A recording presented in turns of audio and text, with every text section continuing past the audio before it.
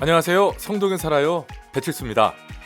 사회생활을 하다 보면 척 해야 할 때가 있어요.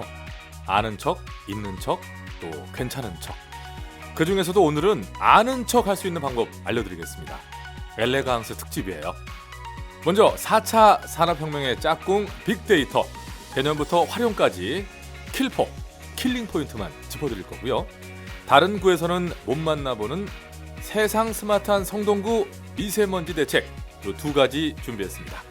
끝까지 청취하셔서 여러분의 색다른 정보로 만들어 가시고요. 구조대 아시죠? 구독, 좋아요, 댓글 요거 좀 꼭 부탁드리겠습니다. 방송 듣기 전에 미리 하고 들으셔야 돼요. 출발합니다.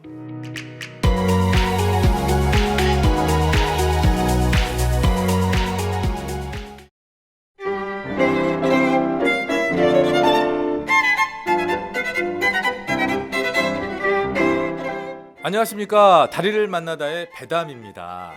오늘 이 시간엔 16년 동안 빅데이터만을 연구해 오신 빅데이터의 달인 컴맹 윤영호 선생을 모셨습니다. 안녕하십니까? 안녕하세요. 반갑습니다. 컴맹 윤영호입니다. 네. 뒤좀 딱 치시고 예. 그동안 빅데이터를 분석하면서 혁신적인 정책을 많이 개발해 오셨다고요? 네, 그렇죠. 제가 개발한 것만 한 5조 5억 개 한 그 정도 됩니다. 5조 5개. 와. 그런데 빅데이터에 뛰어들게 된 계기가 있으시다고요? 계기가 많죠. 제 좀 스케일이 좀 달랐어요. 어릴 때 피자도 라지만 먹고 햄버거도 빅불만 먹고 옷 사이즈도 엄청 뭐라고 하시는데 엄청 예. 그때부터 그만 좀 하시라는데 알겠습니다. 자, 그럼 이제 본격적으로 알았고요. 빅데이터가 뭔지 좀 소개해 주시죠. 그럽시다. 제가 빅데이터 알려드린 김에 쉬운 게 아니에요. 어쨌든 한번 해봅시다. 여기 컴퓨터가 있나? 여기 자료를 보셔야 되는데 여기 일단 이 디스크에 여기 A 드라이브가 없어. 여기 왜 이래 이거? 뭐야 이거? 야, 전문가 맞냐? 나? 컴퓨터 사용 못 쓰냐? 16비트다 왜? 나가. 이게 아주 나가. 스승님, 제가 바이러스 백신을 구해왔습니다. 주사 어디다 놓으면 될까요? 나가 너도.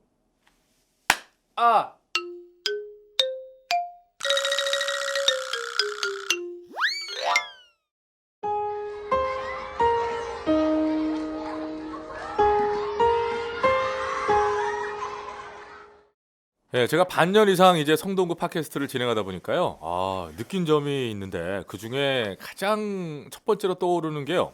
최초가 되게 많아요. 그런데 오늘 그 또 하나를 발견했습니다. 전국 최초로 빅데이터 센터를 운영하고 있다고 하더라고요. 성동구가. 오늘 슬기로운 성동 생활에서는 이 센터가 어떻게 우리 생활에 도움이 되는지 그 부분을 살펴보려고 합니다. 오늘 도움 말씀 위해서 성동구 빅데이터 센터장님 나와 계십니다. 어려운 걸음 하셨어요. 안녕하세요. 안녕하세요. 성동구 빅데이터 센터를 운영하고 있는 강성호입니다. 예, 반갑습니다. 빅데이터가 대체 뭔가요? 네, 빅데이터를 그 용어 그대로 보면 네. 빅 플러스 데이터라고 볼 수가 있겠죠. 큰 정보. 네, 큰 정보, 큰 데이터. 자료, 정보, 네, 이런 거죠. 이렇게 볼 수가 있는데 실제로는 그렇게 단순치는 않습니다. 하지만 이렇게 간단하게 머리에 쏙 들어오게 한마디로 정의하면 세상을 보는 새로운 눈이다. 약간 추상적이죠. 추상적이지만 느낌은 있는데요. 이제 실용적으로 한 번 더 말씀을 드리면 네네. 그 요새는 디지털 시대라고 그러죠. 그래서 이 디지털 시대의 우리 일상을 보면은 아침에 버스를 타거나 지하철을 타고 혹은 카톡도 하고 커피도 한잔 하고 그다음에 SNS도 하고 이렇게 우리가 하루를 살다 보면 거기에서 디지털 흔적이 쌓이게 됩니다. 그렇겠죠. 어딘가에 쌓입니다. 그러면 그 쌓인 게 서울 시민을 1000만이라고 하면 한 사람당 한 건만이 아니라 이 방금 이야기인 가면에도 한 사람당 10건 정도는 되겠죠. 하루에 10건 정도 되겠죠. 그런데 실제로는 10건보다 훨씬 많지만 1000만을 곱하면 일단 1억 건이 나오겠죠. 그렇죠. 이 데이터가 어딘가에는 쌓입니다. 그렇게 쌓인 그 데이터가 사실은 크다고 해서 초기에는 빅데이터라고 했는데 간단하게 정리하면 이렇게 되겠습니다. 디지털 흔적은 보이지는 않습니다. 그래서 그거를 볼 수 있는 새로운 눈이라고 한 거고요. 실제로 요새 그 쓰이는 빅데이터의 의미는 요거를 의미합니다. 데이터를 크게 활용한다는 의미가 좀 더 강하고요. 빅데이터는 데이터를 수집하고 그거를 분석도 하고 뭔가에 활용하는 이러한 방식을 보통 빅데이터라고 합니다. 그것의 어떤 통칭이라고 볼 수 있겠네요. 그렇습니다. 그나저나 성동구가 최초인데요. 빅데이터 센터가 출범한 지는 얼마나 됐나요? 출범한 지는 정식으로 출범한 지는 7, 8개월 됐습니다만 네. 현재 운영한 지는 약 10개월 정도 됐습니다. 예, 예. 최초인 거죠? 예, 그렇습니다. 전국 지자체 중에 최초로 센터가 운영되고 있습니다. 성동과 최초가 되게 많아요. 자, 일단은 설명도 좀 들었는데요. 그 분석을 하려면 자료가 있어야 되잖아요. 뭐 자동으로 쌓이는 것도 있다고는 하지만 실제로 어떤 자료들을 수집해서 어떻게 하는 건가요? 네, 우리가 어떤 목적에 따라서 수집을 하게 됩니다. 네. 예를 들면 저희가 어린이 교통 안전 이런 거를 빅데이터 분석해서 굉장히 좋은 결과를 내서 그걸 했는데요. 어린이 교통 안전이면 교통사고 데이터를 일단 수집을 해야 되겠죠. 그러면 뭐 장소라든지 시간대가 나올 것이고. 그렇죠. 뭐 이렇겠죠. 예. 그 다음에 유동인구, 네. 사람들이 얼마나 많은 곳인지 네. 지나다니는. 그 다음에 또한 참여형 데이터라고 굉장히 특이한 데이터가 있습니다. 네네. 뭔가요? 참여형 데이터는 뭐냐면 사람들이 참여해서 생성된 데이터라는 의미고요. 음. 실제로 우리가 교통사고를 바라볼 때 어린이 교통사고는 시야를 어른의 시야가 아니라 어린이의 수준에 맞는 그 시야가 필요합니다. 그래서 그거를 수집하기 위한 참여형 데이터를 수집을 했고요. 혹은 이제 얼마나 차량들이 많이 지나다니는지 교통 데이터, 혹은 저희가 쓰레기 무단 투기를 해결하기 위해서 만든 CCTV 단속 데이터, 이러한 것들을 많이 수집을 하고 있습니다. 예, 예. 필요에 의해서 조금 더 적극적으로 수집을 하는 그런 분야들이 있다는 얘기군요. 그렇습니다. 자, 시민으로서는 또 이런 생각을 할 수밖에 없을 것 같아요. 그럼 빅데이터 센터 뭐 한다고 하는데 그걸 갖고 실제로 뭘 할 수 있을까? 이게 정말로 내 생활에 어떻게 와닿을까? 어떤 도움이 될까? 이런 의문을 가질 수 있을 것 같은데 빅데이터를 이렇게 수집 분석해서 그래서 정책이 실제로 튀어나온 게 있어야 되잖아요. 네네. 결과물이. 네네. 어떤 게 나왔습니까? 이 빅데이터 분석은 지자체 입장에서 빅데이터 분석을 하는 목표가 보통은 주민들의 뭔가 불편한 상황이거나 네. 뭔가 해결해야 될 상황이나 네. 이렇게 했으면 좋겠다거나 이러한 민원이 있는데 그 민원 감소를 목표로 하고 있습니다. 그만큼 불편하지 않게 해드리겠다는 얘기잖아요. 그렇지요. 네. 그러한 문제를 뭔가를 해결하려고 하는 게 기본적으로 좀 많고요. 그렇게 함으로써 최종적으로는 효율적인 행정력 혹은 시민들이 좀 더 나은 삶을 할 수 있는 정책을 만들어서 실행하는 게 목표가 되겠죠. 저희가 이제 실제 분석 사례를 좀 설명을 드리겠습니다. 네네. 먼저 어린이 안전사고 분야입니다. 이거 굉장히 궁금하죠. 예, 요거 굉장히 재밌기도 하고 효과적이기도 하고 실질적이기도 합니다. 네. 이 어린이 안전한 등하굣길 만들기를 위해서 저희가 빅데이터 분석을 했는데요. 네. 이 어린이 보행 사고를 분석해 보면 어린이 보호구역 내에서는 9%가 발생을 했고요. 91%의 사고는 보호구역 밖에서 발생했습니다. 예. 사실 이러한 내용은 데이터를 들여다보지 않으면 알 수 없는 그렇죠. 내용입니다. 막연하죠. 예. 그래서 보호구역인데 거기서는 별로 사고 안 나고 예. 실제로는 90% 이상이 보호구역 밖에서 사고 난다는 것이죠. 예. 그럼 어떻게 뭘 해야 되느냐라는 이런 물음표가 이제 생기잖아요. 그렇죠. 아이들을 뭐 보육구역으로만 다니게 할 수도 없는 것이고. 그렇죠. 예. 그래서 그러한 게 현황이 어떤가 파악을 하고 어떤 방안을 마련해야 되는가라는 거를 분석하기 위해서 저희가 분석을 했는데요. 네네. 최종적으로는 이렇습니다. 어린이 안전사고는 실제로 어린이가 우리가 보통 아침에 어린이가 등굣길에 굉장히 그 지도도 많이 하잖아요. 네. 근데 실제로는 등교 시간에는 별로 사고가 안 납니다. 아, 하교 시간, 예를 들면 2시에서 6시, 네네. 4시 정도 기준으로 네네. 이때 많이 납니다. 네. 그렇다면 그때 뭔가를 지도를 하는 게 효과적이겠죠. 오히려 그때 해야 되겠죠. 그렇죠. 예. 그리고 하교하고 나서 학교에 빠져나가고 나서 학원 갈 때 뭐 그렇죠. 이런 시간대에 좀 위험하다는 것이죠. 그렇죠, 그렇죠. 그래서 이제 효과적인 그 교통 안전 지도 시간 이런 것도 이제 파악할 수 있었고요. 아, 무슨 얘기인지 알 것 예. 같아요. 예. 그 다음에 어른들 시선에서는 여기는 별로 안 위험해라고 생각할 수 있는데 어린이들 시선은 좀 다릅니다. 그렇죠. 분명히 뭐 보행 속도도 다를 것이고, 그렇죠. 시야 확보도 다를 것이고, 그렇죠. 네, 그렇죠. 예. 그래서 이런 여러 가지들인데 그 중에서 딱 한 가지 어린이들한테 설문한 건 내용 중에서 이런 게 있습니다. 너가 학교에서 집까지 가는 경로 중에서 어디 지점에서 가장 길을 무단횡단하고 싶은 충동을 느껴? 라는 거를 물어봤습니다. 예. 그래서 그 지점을 지도상에서 이렇게 전자지도로 해서 식별을 했고요. 예. 그런 다음에 너가 생각할 때 혹시 교통사고가 났거나 혹은 위험하다고 생각되는 지점이 어디냐라는 지점들을 구별을 했고요. 예. 그래서 그 데이터를 갖다가 지도에 넣고 전체적으로 분석을 해봤습니다.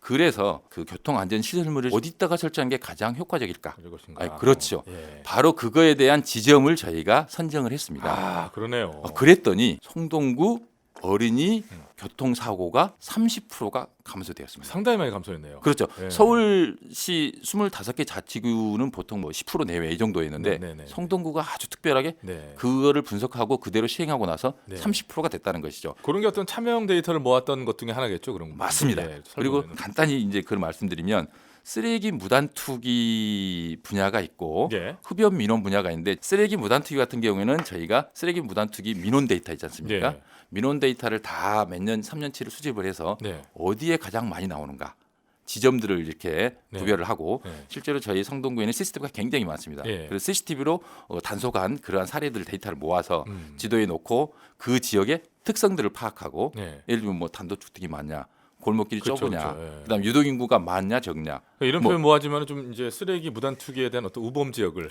그렇죠. 곤란해서. 다발 지역이 있고 곤란해서 네, 상습 지역이 있습니다. 네. 그래서 거기를 어떻게 하는 게 좋다라는 방안을 냈고 실제로 청소년쪽과랑 협력해서 많이 그 줄었어요. 방안을 실행하고 있습니다. 예. 그래서 그것도 효과가 있을 걸로 저는 기대를 하고 있습니다. 아, 이런 거 되게 좋네요. 자, 그러니까 이렇게 빅데이터를 세밀하게 분석해서 적용을 하면 이런 어떤 저 맞춤형 정책이 가능해진다는 거예요. 맞습니다. 예, 지금 사례들을 좀 줄여 주셨는데 이렇게 작업하시면서 에피소드도 많았을 것 같아요. 에피소드 좀 뭐 간단하게 뭐 소개해 줄 만한 거 있으세요? 저도 재미있는 에피소드가 그 있어서 소개해드렸으면 좋겠는데 이제 저희가 하면서 이 재미있거나 이런 게 아니고 약간 난처했던 거, 약간 난감했던 거. 네, 어떤 이런 아까 그 사회자님께서 말씀하신 그거 중에 하나인데 빅데이터가 뭔가라는 이 개념 자체가 네네. 굉장히 너무 광범위하기 때문에 네네네. 굉장히 좀 오해가 있을 수 있거든요. 그래서 네.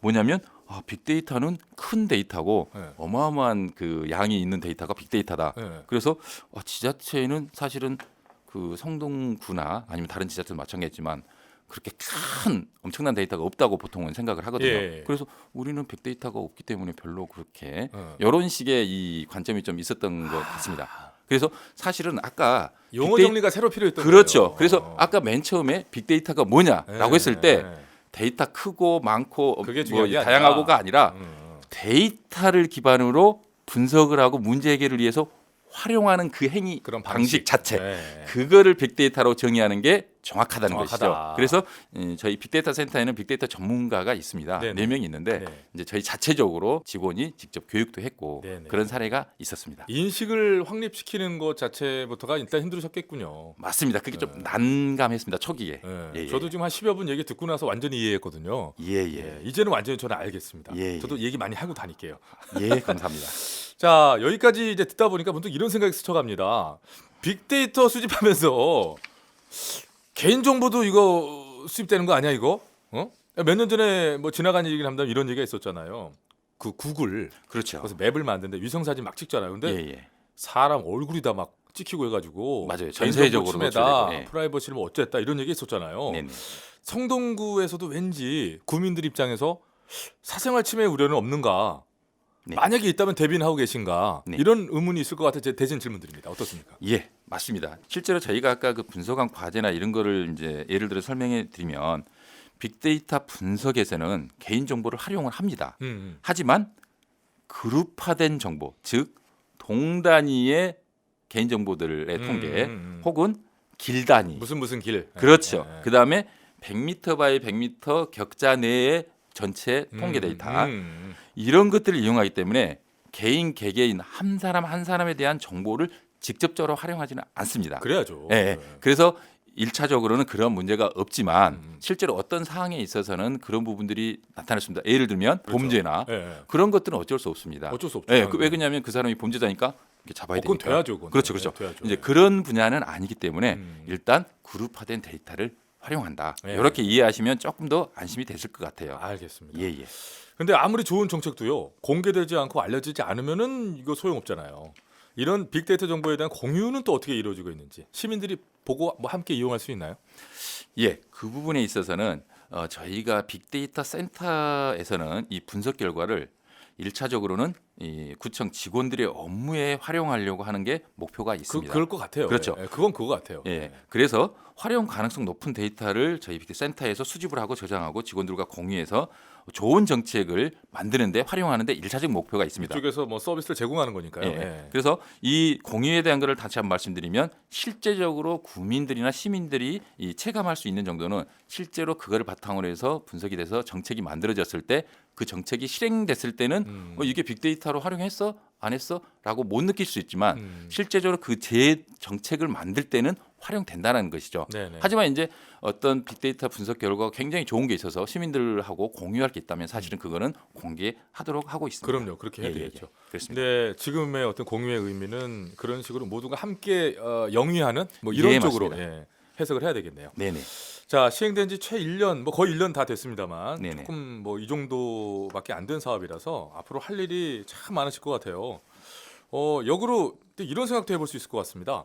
빅데이터가 없다라고 하면은 뭐가 불편해질까? 당장에 뭐 이미 알고 나서 생각하니까 없으면 안 될 것 같거든요. 그러니까 빅데이터 센터가 꼭 있어야 하고 네. 앞으로 더 활용해야 되고 지원이 돼야 하는 이유를 말씀하신다면? 네. 이거는 아까 처음에 말씀드렸던 디지털 세상에서 빅데이터는 디지털 세상을 바라보는 새로운 눈이라고 아까 말씀드렸습니다. 맞아요. 예. 그런데 이 눈으로 보면 기존에는 보지도 파악하지도 못했던 다양한 현상들을 이해할 수도 있고 새로운 문제 해결 방법으로 활용할 수 있는 그런 가능성이 있는 것입니다. 그래서 만약에 방금 질문하셨듯이 빅데이터가 없다면 뭐가 불편할까요? 저는 이렇게 말씀드리고 싶습니다. 세상을 볼 수 있는 하나의 눈이 없다. 그러면 불편하겠죠. 우리가 눈 하나가 없어서 상당히 불편한데 이 디지털 세상에서 그거를 바라볼 수 있는 눈이 없다라고 하면 꽤 불편할 거라고 그럼요. 생각이 됩니다. 예, 맞습니다. 예. 그 사실 이제 그런 눈이 필요한 세상이 되어버렸는데 네. 눈이 없는 셈이 되는 거죠. 그렇죠. 이게 알고 나니까 참 그러네요. 그렇죠. 그나저나 오늘 큰 공부한 것 같고요. 그리고 그런 측면에서 보면 성동구가 또 한 발 앞서가는구나 하는 생각도 들고, 우리의 삶에 이렇게 이제는 밀접하게 빅데이터의 어떤 활용이라든지 이런 부분들이 다가왔구나 하는 생각도 또 듭니다. 자, 4차 혁명, 빅데이터 뭐 사실 들어도 어려운 얘기인데요. 저는 오늘 좀 많이 쉬워진 채로 가는 것 같습니다. 근데 끝날 시간 된 것 같은데요. 시간이 다 됐어요. 예. 제가 막 배울만 하니까 끝났습니다. 예. 선생님, 앞으로 그럼 우리 끝으로요. 네. 우리 성동 구민들에게 하시고 싶은 말씀이라든가 또 빅데이터 센터장으로서 뭐 이야기가 있으시다면 한 말씀 해주시죠. 네. 개개인이 빅데이터를 일상생활에서 직접 활용하는 것은 상당한 노력이 필요할 가능성이 있습니다. 그래서 개인이 생활이나 업무상에서 어떤 데이터를 이용해서 개선 방안이나 해결책을 찾을 수 없을까 하는 이런 자세가 좀 중요할 것 같고요. 네네네. 또한 구청에서 실행하는 다양한 정책들이 있는데 그러한 정책에 관심을 좀 가지고 혹시나 개선 방안이나 의견이 있다면 적극 참여해서 이러한 자세가 상당히 중요하다고 생각이 됩니다. 네, 이거 정말 좋은 말씀인 것 같아요. 자, 오늘 얘기 쭉 들어보면서 이런 생각이 좀 듭니다. 빅데이터라는 게 진입 장벽이라는 게 있을 수밖에 없지만 정책에 잘 적용을 하면 이건 정말 효과가 크겠다. 또 시민들의 결과적으로 세금을 절약하고 정책 효율성도 높아지겠다. 그 역시 세금을 절약하는 것이겠죠. 네, 이런 그렇죠. 생각들이 드는데 선생님, 제가 정리 좀 잘한 것 같습니까? 예. 네, 동의해 주시는 겁니까? 예, 동의합니다. 구청에서는 정책을 실행할 때 자원, 즉 예산과 인력을 가장 효율적으로 집행하는 방법을 찾고자 할 때 빅데이터를 많이 활용합니다. 예. 그래서 이러한 방식으로 했을 때 정책의 효율성도 높아진다고 생각이 됩니다. 예, 맞습니다. 저도 오늘 확실하게 이제 생각이 굳었어요. 네. 이제 진짜로 마무리할 시간이 됐습니다. 성동구 빅데이터 우리 센터장님 오늘 정말 반가웠고요. 말씀 고맙습니다. 앞으로도 스마트 성동을 위해서 멋진 활동 계속해서 부탁드리겠고요. 오늘 출연해 주셔서 고맙습니다. 감사합니다. 이렇게 빅데이터 센터를 소개할 수 있는 기회를 주셔서 감사드리고 앞으로 스마트 포용도시 성동을 구현하는 데 빅그림이 될 수 있도록 노력하겠습니다. 빅데이터 센터에 많은 관심 부탁드립니다. 감사합니다. 네, 많은 관심 가지겠습니다. 오늘 정말 고맙습니다. 네, 수고하셨습니다. 고맙습니다. 예, 여러분 안녕하십니까? 여러분은 지금 정책 팟캐스트죠. 배칠수의 성동에 살아요를 듣고 계세요. 사람이 먼저다. 국민이 먼저죠. 구독, 좋아요, 댓글은 가장 먼저죠. 예, 청취자 여러분 감사합니다.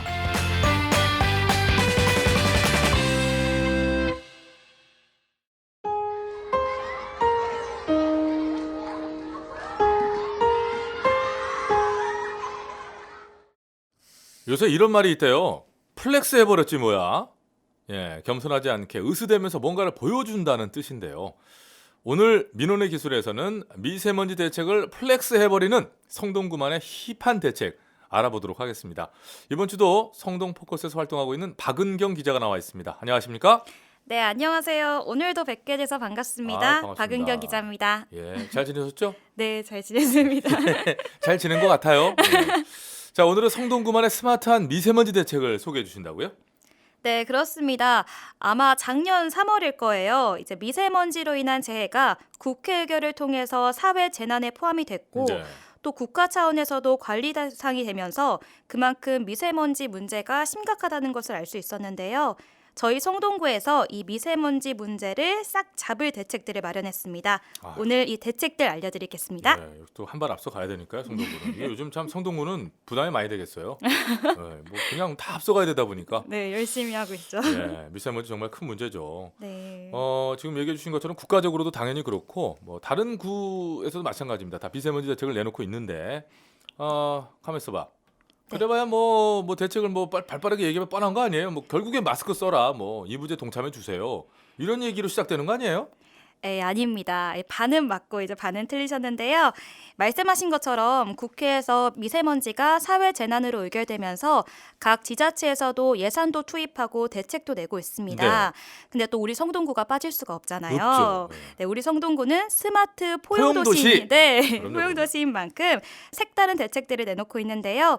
오늘은 성동구만의 세상 힙한 미세먼지 대책들 알아보겠습니다. 먼저 스마트 버스 정류장 소개해드릴게요. 진짜 버스 정류장이 스마트 해봐야 뭐 그거 뭐 해봐야 뭐 얼마나 스마트해질 수 있겠어요.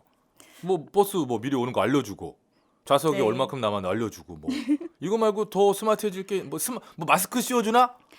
그러면 참 자동으로? 좋겠는데 어. 그러면 참 좋겠는데 그것까지 이제 못 하고요. 이 스마트 버스 정류장이라는 건 네. 미세먼지 정화 설비, 태양광 발전 장치가 설치된 정류장입니다. 아, 네, 현재 무항여고, 구청 앞 옥수역 등 10개소에 순차적으로 설치가 되고 있고요. 왕십리 오거리를 비롯한 6개 장소에는 태양광 미세먼지 알림이가 설치될 예정이라고 합니다. 이야, 이게 지금 생각해 보면 네. 과거에 어떤 뭐 공상과학 영화 같은데 보면요, 공기가 안 좋아서 시내 곳곳에 거대한 뭐 필터를 가진 정화기 같은 게 막 있고 맞아요, 그런 얘기가 맞아요. 있었잖아요. 그러니까 맞아요. 버스 정류장은 우리가 꼭 있어야만 하는 인프라의 하나니까 네, 그 그렇죠. 포인트마다 미세먼지 정화 설비가 돼 있고 또 태양광 발전 장치라는 얘기 자체는 뭐 최대한 먼지나 이런 것들 덜 뿜고 안 쓰겠다는 얘기잖아요. 네, 그렇죠. 굉장히 좋은 것 같은데. 예. 그러니까 정류장이나 큰 도로 중심으로 해갖고 일단 미세먼지 알림이 또 정화 설비 등등이 생겨난다 이건데. 네. 근데 이거 엄청 많이 동시에 하거나, 서울시가 전체가 하거나 나아가서 나라 전체가 하거나 그래야지 뭐 그걸로 되겠어요? 뭐 좀 더 확 시원하게 와닿는 거 없어요? 또 물론 있습니다. 아 예. 이 성동구에서는 이미 미세먼지 농도가 높아지면 14개 주요 도로에 물 청소를 추가로 시행하고 있는데요. 아하. 이 실제로 빅데이터 센터의 분석에 따르면 지난 2017년에 비해서 작년 물 청소 구간이 하루당 68km나 늘어난 걸 알 수 있었습니다. 먼지 많이 감소하겠죠. 네, 그래서 예를 들어서 이 3년 전에는 하루에 50km밖에 거리 청소를 하지 못했지만 네. 이 정책을 시행하면서는 작년엔 하루 118km나 더 하게 되었다고 합니다. 아, 이러면 큰 도움이 되겠죠. 네, 그러네요. 그렇죠. 좀 전 일부에서 빅데이터 센터장님이 출연해 주셨는데 이 빅데이터 얘기 또 방금 나왔어요. 네. 예, 이게 활용이 막 되고 있습니다 지금. 근데 그건 그렇다 치고 요즘 저는 참 요즘 아이들 생각하면 이게 마음이 아파요. 저희 어렸을 때만 해도 뭐 밤에 뭐 하늘 보면 별이 쏟아지고요. 네, 그렇죠. 하굣길에 옆에 이렇게 보면 그 뭐 또랑이라 그러죠? 네. 또랑, 냇가, 작은 냇가. 네네. 거기 붕어들이 막 있었어요. 그런 시절을 살아온 저희로서는 미안하기도 하고. 그렇죠. 요즘 아이들 보세요. 걸음마 하기도 전부터 애들 마스크 끼고 외출도 잘 음. 못하지. 이게 진짜 슬픈 아. 거거든요. 자, 우리 아이들 위한 대책 없습니까? 이것도 물론 있습니다. 그렇죠. 예. 한창 이제 뛰어놀 아이들이잖아요. 그래서 우리 아이들을 위해서 성동구에서는 전체 어린이집 179개소에 공기청정기 설치했고요. 뭐 추가적으로 한 거겠죠. 네, 또 성동구 전체 초등학교에 미세먼지 측정기도 설치를 했습니다. 또 구립 어린이집 40개소에는 스마트 체육관도 설치를 했습니다. 스마트 체육관 이게 뭡니까? 스마트 체육관 이게 일종의 기술인데요. 실내에서도 우리 아이들이 신체 활동을 마음껏 할 수 있도록 ICT 기술과 콘텐츠를 융합한 기술입니다. 네. 영상과 동작 인식을 통해서 어린이들의 운동을 지원하고 있는데요.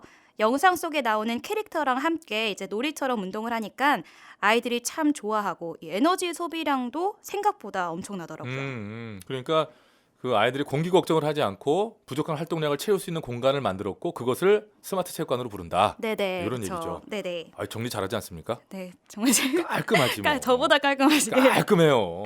이해도가 너무 그러니까 뭐 좋으신데요. 이렇게 텐도 뭐 이런 거 있잖아요. 네, 맞아요. 그런 프로그램처럼 재밌게 운동을 할 수 있다. 실내에서 이런 거죠? 네, 그렇죠. 근데 이렇게 되면 어른은 뭐 깨끗한 공기 마시고 뭐 사셨으니까 이제 막 빠져라 이거예요? 성인 역차별. 어른들도 좀 이런 거 있었으면 좋잖아요. 물론 있죠. 일단 어르신들이 신을 성동구 전체 경로당에 이 공기청정기와 공기정화식물을 놔드렸고요. 예. 취약계층을 위해서는 동주민센터에서 무료로 이 마스크 지원을 하고 있습니다. 또 말씀하신 것처럼 안전지대가 있습니다. 네. 성동 책마루죠. 이제 지금 방송하고 있는 성동구청 1층인데요. 여기도 꽤 넓어요. 네, 이곳이랑 성동구 관내에 있는 성동구 체육센터 3곳을 포함해서 총 4개 장소를 미세먼지 쉼터로 지정하고 네. 여기도 마찬가지로 공기청정기와 공기정화식물을 놓아뒀습니다. 그렇군요. 네, 그래서 마땅히 쉴 곳 없으실 때 이 성동 책마루랑 체육센터 오셔서 편히 쉴 수 있으시니까요. 이제 많이 이용해 주시면 좋을 것 같습니다. 거기서는 숨 막 팍팍 쉬어도 되는 거죠, 그죠? 네, 언제든지 놀러 오시면. 네, 어른들을 위한 미세먼지 쉼터, 또 아이들을 위한 스마트 체육관, 그리고 스마트 버스 정류장에 도로 청소 빅데이터 활용까지 정말 세상 힙한 미세먼지 대책. 요거 이렇게 이름 붙여도 될 것 같습니다. 잘하고 있네요. 그야말로 미세먼지 대책을 플렉스 해버리네요. 네, 그렇죠. 이 용어도 처음 배웠는데. 성동구 아주 괜찮아요, 참. 자, 그럼 마지막으로 박 기자가 마무리를 오늘 해주세요, 이 시간. 네, 저희 성동구에서는요, 이제 배기가스를 줄이기 위해서 구청에서 먼저 공공기관 차량 2부제를 솔선수범으로 시행하고 있습니다. 매일 출근하는데 물론 불편함은 있죠. 근데 실천이 중요하다. 이런 생각으로 하고 있는데요. 여러분도 미세먼지 많은 봄까지는 차량 2부제 적극적으로 동참해 주시면 좋겠고요. 적정 난방온도 꼭 지키시는 거 잊지 마시고 함께 미세먼지 이겨냈으면 합니다. 네, 좋은 말씀 고맙습니다. 맞아요. 당장이야 눈에 보이지 않고 와닿지 않으면 2부제 이런 게 불편하다고 생각이 되거든요. 그런데 우리 모두가 꾸준히 좀 지켜가면 분명히 눈에 띄는 변화가 있을 거고 그러면은 차량 2부제 좀 불편하지만 이런 것들을 우리가 적극적으로 참여하는 보람들이 다가오겠죠. 뭐 미세먼지라는 게 한 번에 없어지긴 하겠습니까? 그러나 매년 조금씩 더 나아질 거라는 기대를 가지고 또 봄을 준비하고 또 그 다음 봄을 준비하고 이렇게 해 나가야 되겠죠. 자, 앞으로는 정말 미세먼지 대책 이런 거는 따로 세우지 않아도 되는 그런 세상이 다시 오기를 바랍니다. 지금까지 성동포커스 박은경 기자 함께했습니다. 오늘 고맙습니다. 네, 감사합니다. 감사합니다.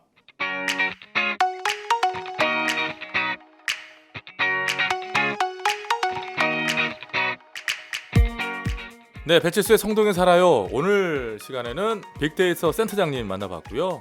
저는 이 시간에 아주 큰 공부 한번 했습니다.